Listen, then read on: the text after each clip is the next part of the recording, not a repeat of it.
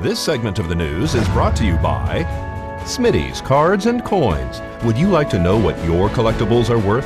Come by 2281 Postal Road, Unit 4, across from the post office. Welcome back to News 46. And now here's Angela Miles with today's Business First Brief. Topping our news, President Trump will be meeting at the White House today with the CEOs of several airlines. Jobs in the industry is likely to be on the agenda. Chief executives of United, American, and Delta want the new administration to curb flights from several state-owned carriers, including Emirates and Qatar. The CEOs say those carriers have received $50 billion in subsidies from their countries during the last 10 years.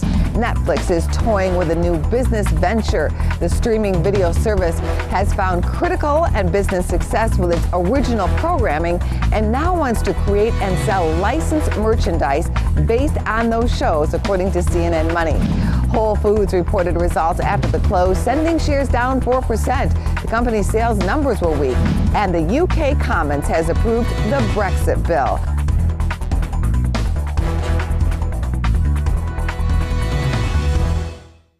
Ken Johnson from Valley Electric Association talks about the cell service that was down last weekend here in town.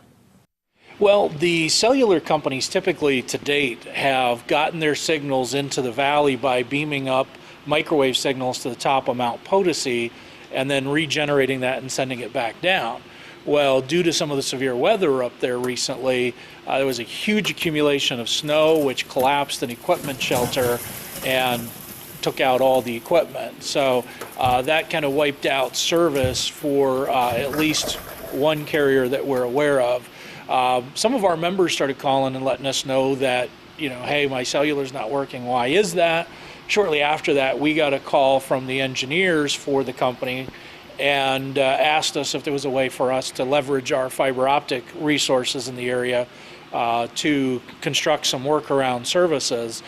We went to work. Our technical staff did a great job. We were able to drop fiber into the tower, provision a circuit all the way back into Las Vegas. So within like 4 days, we had the tower back up and running. And so is that a permanent resolution to this right now? I expect that it will be. We're operating on a temporary deal until we can get something permanent in the works. But I think it's part of our investment. We're probably going to be doing that kind of thing to a lot of cell towers in western Nevada. Because there's been an issue for years on Mount Potosi with the weather-related outages. I'm relatively new to the area, so I'm not familiar with it on this side of the mountain.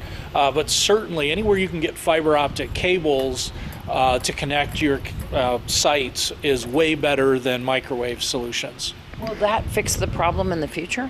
It should. I mean, nobody can rule, anything out from forever. Yeah. But certainly fiber optic cables and transmitting circuits that way is the best way to do it today. Are you looking at maybe with some other carriers up there helping them out? We're interested in talking to any carrier anywhere where we have the capability to deliver the service. Because it's, it helps us recover some of the investment we have in the fiber, but then it also translates into better service for the member. And so the weather won't be affecting the fiber optic cables? No. I mean, in theory, you could have a freak ice storm in certain areas that could collapse a pole or something. But in general, it's the fiber is about as good as you're going to get for transmitting circuits. Now let's go to Deanna O'Donnell with this week's News Across Nevada.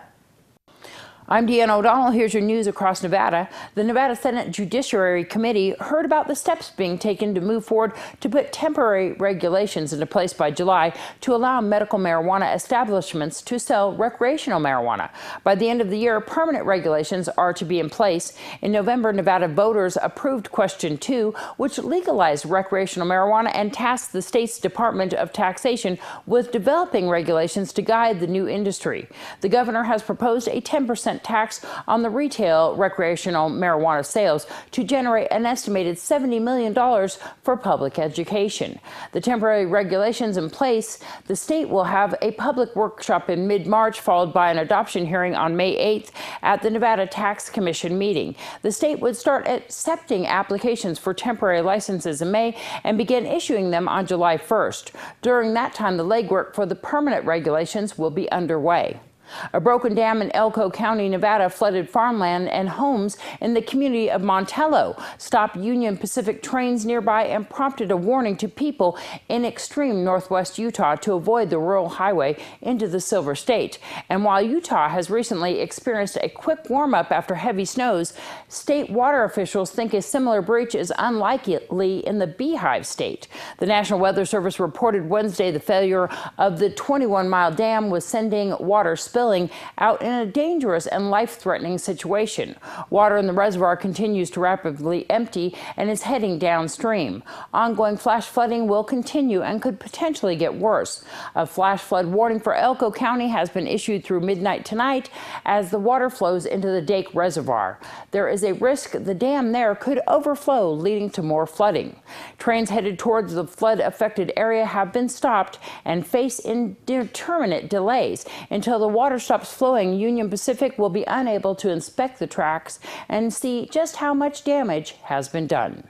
Two northern Nevada senators introduced a bill today that would require information on organ donation to be taught in schools. Senate Bill 112 would require instruction in organ and tissue donation, including how to register as a donor, societal benefits, and how they help others. The bill was referred to the Senate Committee on Education. I'm Deanna O'Donnell. That's your news across Nevada. Thanks, Deanna. A man in Tonopah was arrested for reckless driving and resisting arrest and was later found out to be in possession of a stolen motorcycle. Alan James Warren has been arrested and taken into custody for reckless driving, resisting a public officer, and possession of a stolen vehicle. According to the declaration of arrest, police were patrolling Main Street in Tonopah when they saw a red and white off-road motorcycle traveling northbound on Main Street with no lights, and they attempted to conduct a traffic stop. At that time, the driver of the motorcycle turned his head back to look at the police officer and then forward and lost control of his motorcycle. The motorcycle came to rest on the roadway in front of the Clown Motel.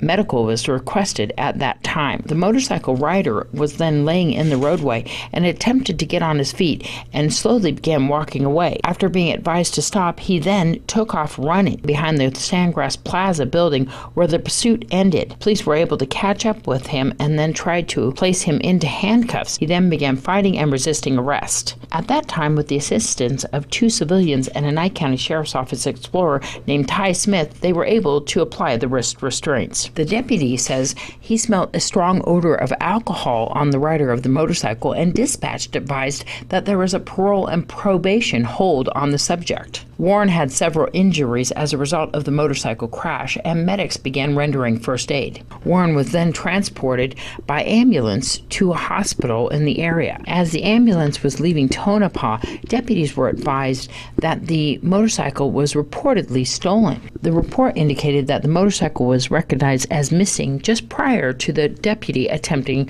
to stop Warren as he was driving on Main Street. This is Deanna O'Donnell for News 46. All right, more news on the way. Stay with us here on News 46 and A's Country.